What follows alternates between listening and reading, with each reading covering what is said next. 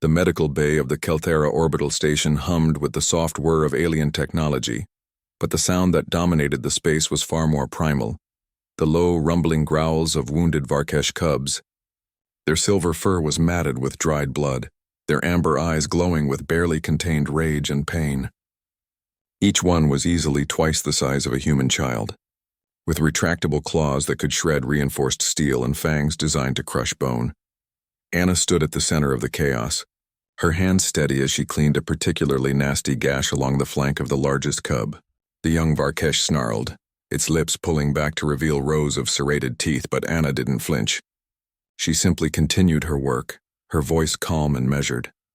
"I know it hurts," she said softly, dabbing antiseptic along the wound. "But if we don't clean this properly, infection will set in. You're being very brave." Leo watched from the doorway, his arms crossed over his chest. He'd been Anna's security escort for 3 months now, ever since the Human Medical Relief Program had assigned her to this station. In that time, he'd seen her treat everything from poisonous bite wounds to plasma burns, always with the same unshakable composure. But this was different. The Varkesh were apex predators, their species renowned across 7 sectors for their ferocity and combat. Their cubs, even injured ones, were considered too dangerous for most species to approach. The station's Keltheran administrator, a crystalline being named Threshkal, hovered nervously near the entrance. Its translucent body flickered with anxious purple hues. "Dr. Anna," it chittered, its translator rendering the sounds into standard galactic common. "Perhaps we should sedate them more heavily."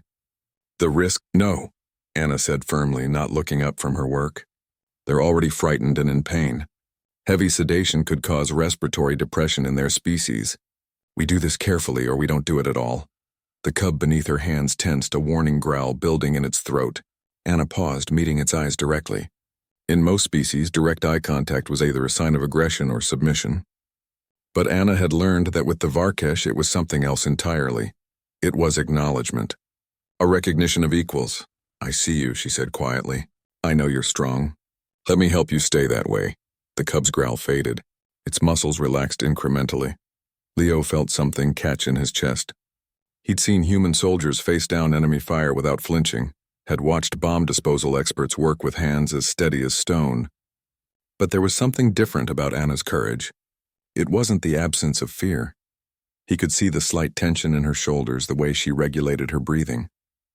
It was the choice to act despite the fear, to extend compassion into the teeth of danger. The medical bay door slid open with a hiss, and a massive Varkesh warrior entered. This was no cub. Korthak stood nearly 3 meters tall, his silver fur marked with the scars of countless battles. He was the pack leader, and the cubs Anna was treating were his offspring, injured in a training accident that had gone catastrophically wrong. Every species in the room tensed. Threshkal's crystalline form went completely transparent with terror. 2 Keltheran security guards reached for their stun batons, but Anna simply glanced up, nodded once, and returned to her work. "Your children are brave," she said, applying a regenerative gel to the cub's wound, this one especially. She barely made a sound. Korthax approached slowly, his massive head lowering to examine his daughter.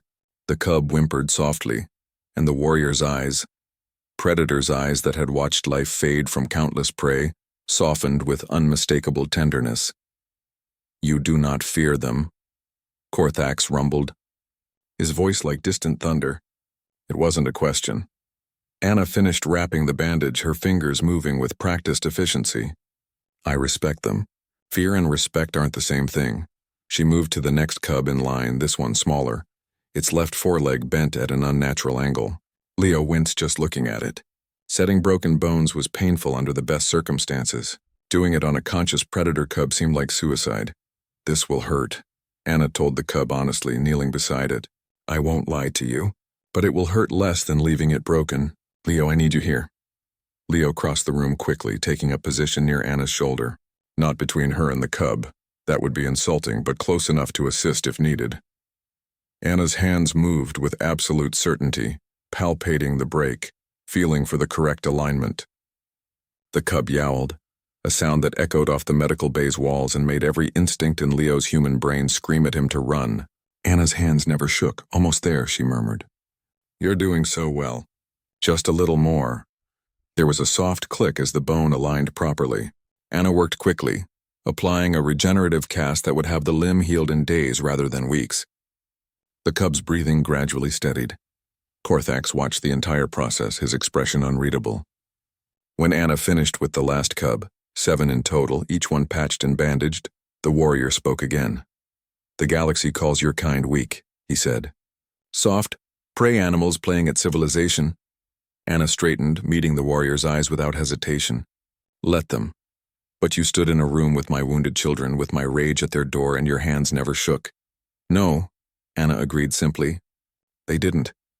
Korthax tilted his head, a gesture of profound respect among his kind. The galaxy does not understand humans. You are not prey. You are not predators. You are something the galaxy has not seen before. What's that? Leo found himself asking.